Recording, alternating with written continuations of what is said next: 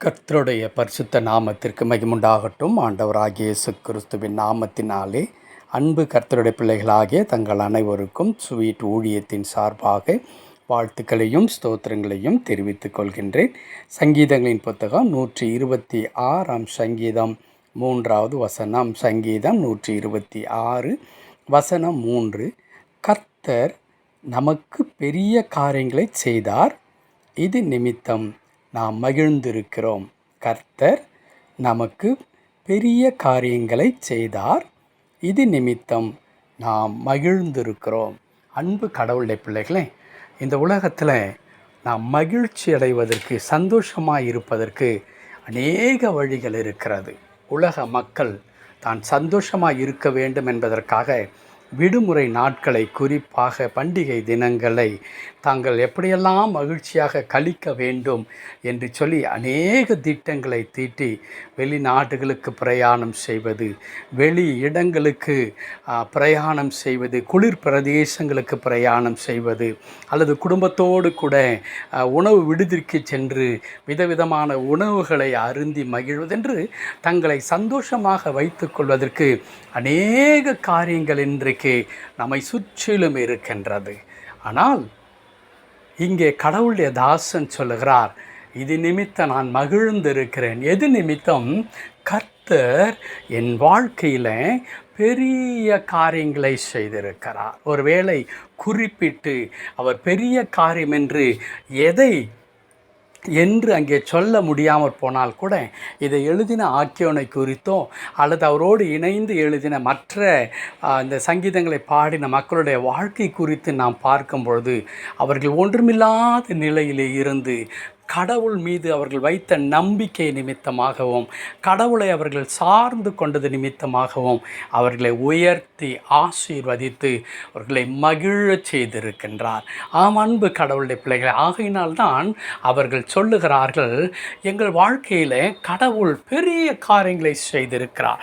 நாங்கள் யோசித்து பார்க்க முடியாத அளவிற்கு, நாங்கள் நினைத்து பார்த்திராத அநேக விதமான நன்மைகளையும், நாங்கள் யோசிக்காத அளவிற்கு எங்கள் வாழ்க்கை தரத்தை உயர்த்தி எங்களை ஆண்டவர் மகிழ பண்ணியிருக்கிறார். இன்றைக்கு நாங்கள் மகிழ்ச்சியாயிருப்பதற்கு காரணம் என்ன?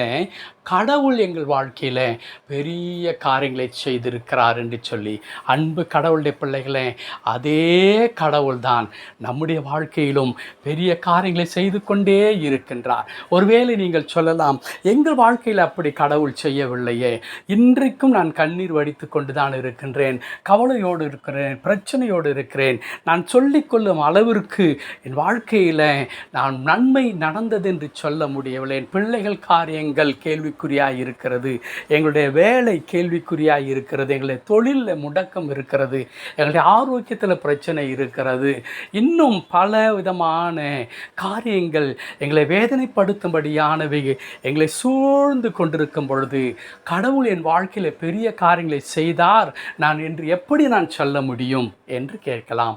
அன்பு கடவுளுடைய பிள்ளைகளே, நான் ஒன்றை சொல்லட்டுமா? இப்பொழுது நான் சொல்லேன் அல்லவா, எத்தனை பிரச்சனைகள் நம்மை சூழ்ந்து கொண்டிருக்கிறது தான், அதில் எந்த மாற்று கருத்தும் இல்லை, அது உண்மைதான்.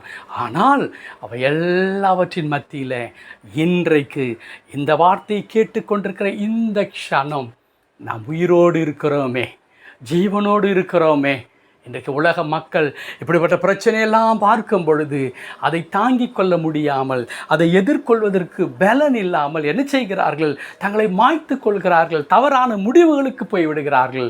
ஆனால் நீங்களும் நானும் என்ன செய்கிறோம்? அவரை நோக்கி பார்த்து கொண்டே இருக்கிறோம். கடவுள் ஒரு நாள் செய்வார் என்று காத்திருக்கின்றோம். அது கனவாகவும் அது பொய்த்து போகிற ஒன்றுமாக இல்லவே இல்லை.